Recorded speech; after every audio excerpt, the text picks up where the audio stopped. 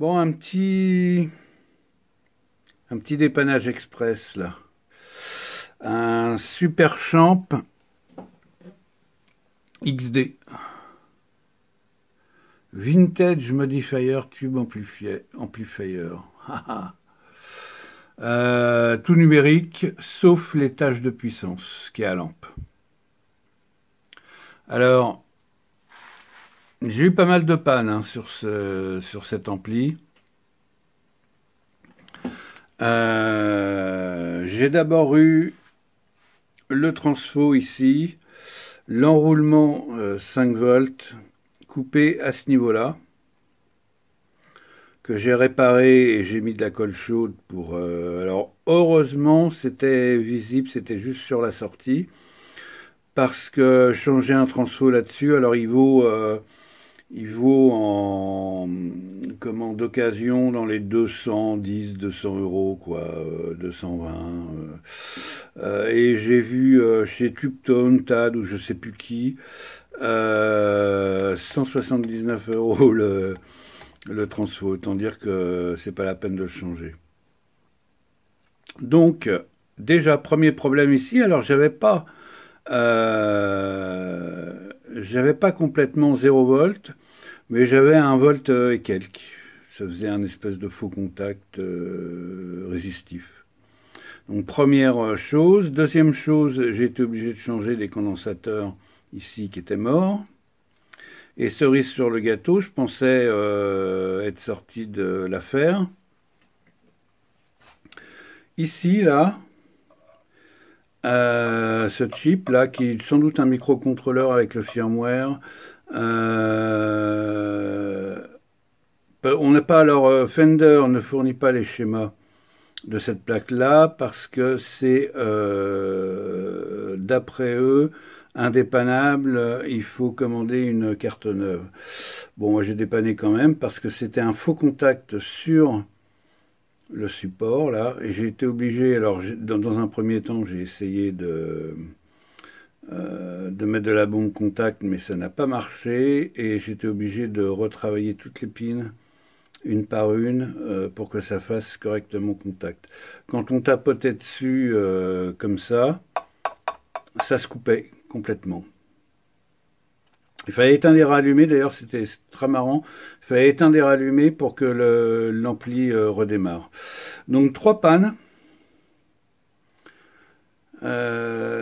C'est bon, c'est très chiant à dépanner parce que il faut démonter toute la plaque. Ça veut dire aussi démonter tout ce qu'il y a devant. C'est vraiment très très pénible à dépanner. Bon, ceci dit, ça marche. Alors au niveau du son, je vais vous faire un peu écouter après. Je vais juste parler d'une chose. Le bias est très facile à régler. Ici, on a le réglage de bias là. Le potentiomètre. On se prend sur R20 et on doit mesurer 40 millivolts. Alors moi je l'ai réglé un peu froid parce que le guitariste qui l'utilise fait du jazz. Et je trouve que pour le jazz, régler un petit peu plus froid comme ça, il sature un petit peu moins, il graillonne un petit peu moins, parce qu'il est déjà très agressif, je trouve, au niveau du son, avec, alors le HP, je vous ai pas montré, mais c'est un 10 pouces Fender, Badger Fender, qui est très léger, hein. Franchement, la première chose à faire, si vous en avez un sur cet ampli-là, c'est de changer le haut-parleur, si vous voulez améliorer les choses. Ça a un son un peu criard, hein. Il y a beaucoup de gens qui trouvent que ce Super Champ sonne merveilleusement bien. Le XD, hein, je parle. Je parle pas des Super Champ classiques. Bof. Ça sonne bien, hein, ça marche très bien, il n'y a pas de problème. Mais je trouve le son un petit peu acide. Un petit peu acide, un petit peu criard. Bon, ça, ce sont mes goûts, hein. Voilà, donc, bon, ouais, au niveau du schéma, ce qu'on se rend compte, vite fait, Ici, on a l'entrée, on a un filtre anti-repliement qui attaque directement la conversion, le codec analogue digital. Tiens, je vais pousser ma lampe là qui fout la merde. Voilà. Ensuite, ici, on a tous les contrôles graves aigus avec un multiplexeur qui envoie les informations au numérique. Alors le numérique, on ne l'a pas hein, sur ce schéma. Ici, on a je sais plus, attendez que je regarde sur le schéma. Oui, ce sont des sélections, les deux sélections de voice et effet qui partent pareil. Alors il y a une cloque et les informations partent directement sur la carte numérique. Les alimes, hein, donc évidemment, il y a beaucoup d'alimes parce qu'il faut du 3 volts, du 5 volts, de la haute tension pour les lampes. C'est un bias par la grille, donc il faut aussi une tension négative pour régler le bias. Ensuite, on a l'étage de sortie de 6V6. Ah, mais ça m'embête. Ah ouais, c'est mes néons qui font ça. Bon. L'image qui flique un peu, c'est pas grave. 6V6, 2 6V6, une CC83 déphaseuse. Voilà. Ensuite, on ressort du numérique, donc tout se passe en numérique, hein, les graves, les aigus, tout va là-dedans. On refiltre pour éliminer toutes les composantes HF qui pourraient se présenter. Alors là, il y a un mute à l'allumage pour éviter le bruit d'allumage, tout ce bazar qui se met en route. Et on ressort ici. Ça, c'est le line-out. Hein. Et ensuite, on va attaquer l'ampli de puissance pour un haut-parleur de 8 ohms. Donc, schéma assez classique, hein, finalement.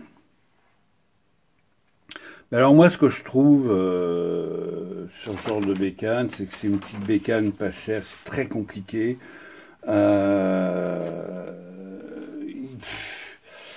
Je sais pas, je vois pas l'intérêt d'avoir tous ces effets embarqués sur la même machine. Alors peut-être que pour, je sais pas, pour quelqu'un, pour un ampli de salon, voilà, on a quelques effets vite faits, mais moi je suis plutôt partisan d'avoir un ampli normal, sans effet, beaucoup moins compliqué, qui tombera moins facilement en panne. Et puis s'acheter des pédales. Alors je pense, moi, c'est le genre d'ampli que je donnerais à un jeune qui débute la guitare, parce que ça sonne pas mal, hein. Ou alors, on met ça dans son salon, c'est pas cher, ça sonne plutôt correctement. Voilà. Alors là, j'ai réglé le bias. Je sais pas si je vous en ai parlé. Parce que j'ai merdé, j'avais oublié d'appuyer sur le bouton record comme d'habitude. Le bias se règle sur R20 qui est ici. Oui, je crois que j'en ai déjà parlé. Et j'ai réglé à 35 millivolts. Comme ça, on est conservateur hein, on est très conservateur sur le bias. Mais d'un autre côté, on économise les lampes. Et puis, comme je vous ai dit, c'est pour un guitariste de jazz, c'est parfait. Quoi dire d'autre le boîtier, hein, c'est un champ, il n'y a rien de spécial à dire. Donc voilà, donc à acheter, à pas acheter, moi je dirais d'occasion, ouais, faut voir s'il marche bien. S'il y a des problèmes, par contre, j'ai passé vachement de temps parce que pour trouver tous ces petits problèmes là, j'ai cherché surtout la panne ici là. J'ai cherché parce que je voyais pas d'où ça venait et puis ça se coupait. Et j'étais obligé de le rallumer, d'éteindre. Donc j'ai soupçonné d'autres condensateurs. Enfin bref, avant de trouver que, parce que je tapotais un peu partout, il se passait rien. Et en fait, à un moment, j'ai tapé là-dessus et je me suis dit, ah ouais, d'accord, je comprends. Mais j'ai mis un peu de temps à trouver. Enfin bref, un ampli qui avait des tas de petits problèmes, qui avait déjà été dépanné par un dépanneur, mais la panne était revenue et ça m'étonne pas parce qu'il faut vraiment passer du temps pour se rendre, il fallait passer du temps pour se rendre compte de tous les problèmes qu'il avait. Hein. Il n'en avait pas qu'un. Quand les pannes s'accumulent comme ça, les petites pannes, hein, c'est pas, puis surtout aléatoire. Hein, ça, c'était complètement aléatoire. Ça, par contre, c'était coupé définitif hein, ici. Et puis les condensateurs de filtrage qui foutaient la merde de temps en temps, pas tout le temps, parce que en fait la tension était pas bonne. Quand je mesurais les tensions, c'est bien sur le schéma, il donne toutes les tensions. Quand je mesurais les tensions un peu partout, j'avais des trucs parfois loufoques, parfois pas. C'était très très galère à déterminer, mais bon, voilà, ça y est, ça marche. On va l'écouter un peu, peut-être. Je vais vous mettre ça. Je sais pas. Attendez, je vais mettre ça là.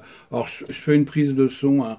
C'est des petites vidéos que je vais faire vite fait parce que des fois, je me dis c'est dommage. Euh, C'est dommage. Je dépanne des trucs et puis j'ai pas envie de faire une grosse vidéo. Donc.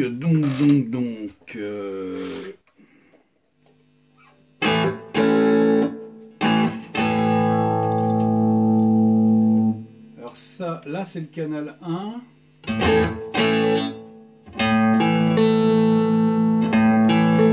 Avec une strat.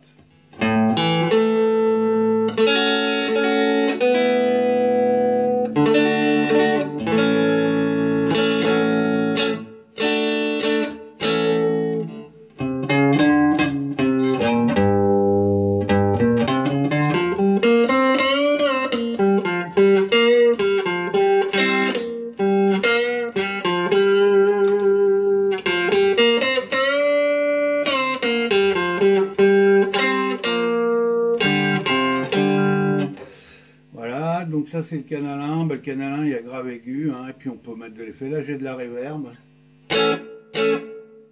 Oh, les effets sont anecdotiques là-dessus. Hein. Il y a un chorus, un trémolo. Le trémolo est marrant, il peut être marrant.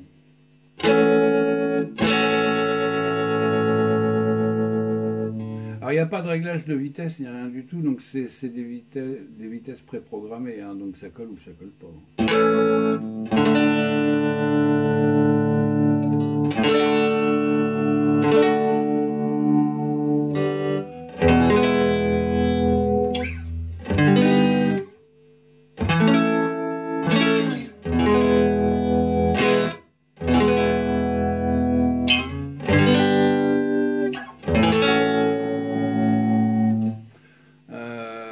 Vibratone.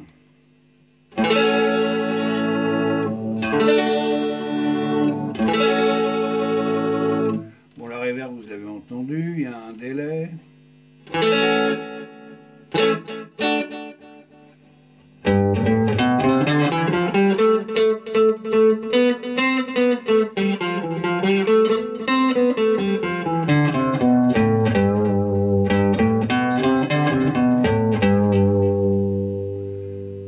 Différentes longueurs.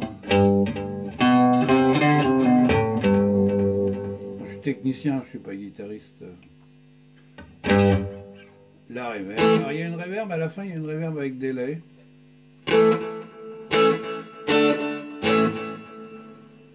Toujours pareil, pas de. Ça c'est la reverb à fond. Alors tout est assez acide, hein. Le son est pas. C'est assez aigu. Je suis avec une strat là, mais bon, quand même. Le chorus, anecdotique pour moi.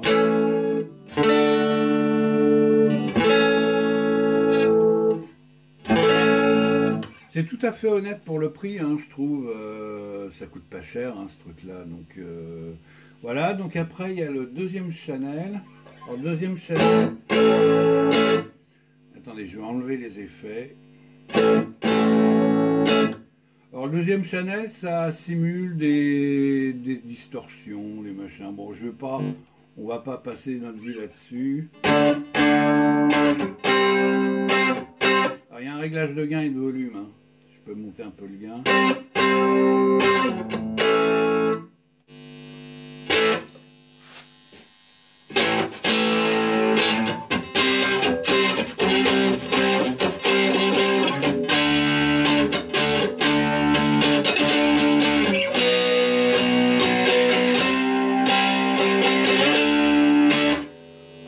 Bon, je suis pas fan, hein, mais...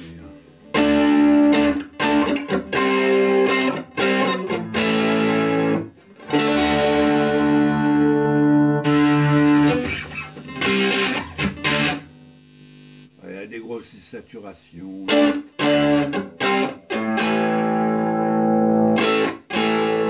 Il y a des sons exploitables, hein, alors.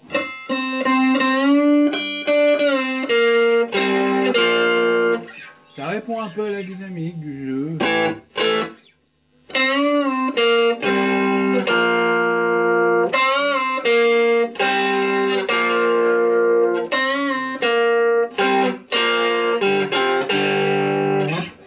Voilà, bon, c'est honnête, c'est correct. Sans plus, évidemment, hein, c'est pas une bête de course, hein, mais bon, 200, ouais, dans les 200, 220 euros d'occasion, moi je trouve que c'est tout à fait correct. Hein. Faut pas en attendre des merveilles, mais ça fait le job.